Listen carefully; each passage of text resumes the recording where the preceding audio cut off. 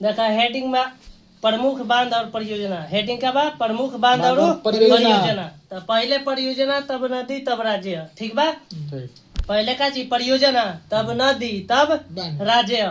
जैसे उड़ी परियोजना कौन नदी पर बा? झेलम नदी। उड़ी परियोजना कौन नदी पर बा? कहाँ? जम्मू कश्मीर। कहाँ बा? जम्मू कश्मीर। उड़ी परियोजना कहाँ बा? झेलम नदी। किस राज्य में है? जम्मू कश्मीर। तुलबुल परियोजना किस नदी पर है?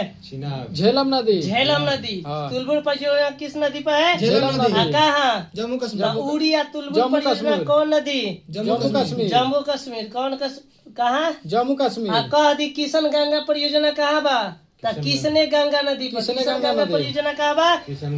कहाँ? जम्मू कश्मीर। कहाँ? जम्मू कश्मीर। कहाँ? जम्मू कश्मीर। कहाँ? जम्मू कश्मीर। दुलहस्ती परियोजना कही तो चिनाब नदी। चिनाब नदी। कही दुलहस्ती परियोजना कौन नदी? चिनाब नदी। दुलहस्ती परियोजना कौन नदी? चिनाब नदी। दुलहस्ती परियोजना कौन नदी? चिनाब नदी। दुलहस्ती परियोजना कौन नदी? कहाँ? जम्मू कश्मीर। कहाँ? जम्मू कश्मीर। कहाँ? जम्मू कश्मीर। कहत सलाल दुलहस्ती बगलीहाल कौन नदी पर बा? और सलाल दुलहस्ती बगलीहाल कौन नदी पर बा? कौन राज्य में बा? जम्मू कश्मीर। कौन राज्य में है? जम्मू कश्मीर। थीन बांध कौन नदी पर है? रावी नदी। रावी नदी। थीन बांध रावी नदी। थीन बांध रावी नदी। कौन राज्य में? जम्मू कश्मीर और पंजाब। हाँ, जम्मू कश्मीर और पंजाब। थीन बांध कौन नदी? जम्मू कश्मीर और पंजाब। भाखड़ा नकल बांध कौन नदी? सतलज नदी, हिमाचल प्रदेश। हिमाचल प्रदेश। भाखड़ा नकल बांध सतलज नदी, हिमाचल प्रदेश, पंजाब। सतलज नदी पंजाब। सतलज पंजाब और हिमाचल प्रदेश। पंजाब और हिमाचल प्रदेश। नर्मदा झाकरी परियोजना सतलज नदी, हिमाचल प्रदेश।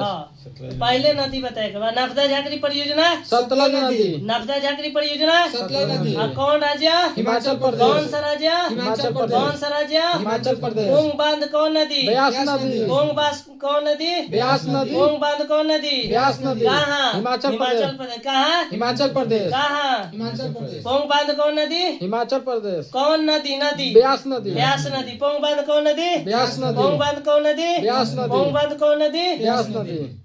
टिहरी बांध परियोजना कौन नदी?